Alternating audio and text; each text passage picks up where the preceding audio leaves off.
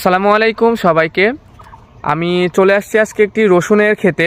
এই তো দেখতে পাচ্ছেন বিস্তীর্ণ জায়গা জুড়ে আর কি রসুনের চাষ করা হয়েছে। এই রসুনটি আসলে শীতকালীন ফসলের মধ্যে অতি গুরুত্বপূর্ণ একটি ফসল। তো দেখতে পাচ্ছেন এই যে এগুলা মূলত রসুনের গাছ,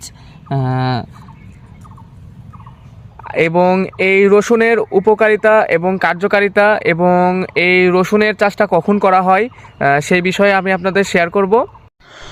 রসুন মশলা জাতীয় একটি ফসল। নিয়মিত রসুন খেলে রক্তচাপ ও রক্তের শর্করা নিয়ন্ত্রণে থাকে।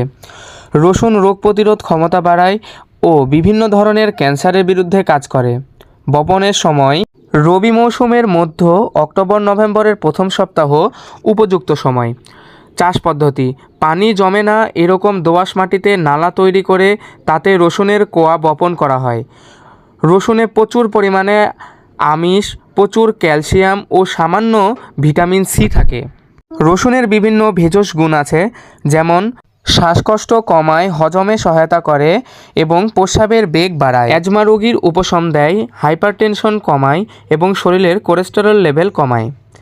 তো ধন্যবাদ সবাইকে। আজকের ভিডিওটা এ পর্যন্তই। সকলে ভালো থাকবেন, সুস্থ থাকবেন। দেখা হবে অন্য কোনো ফসল নিয়ে, অন্য কোনো ফসলের বিষয় নিয়ে আলোচনায়। আল্লাহ হাফেজ।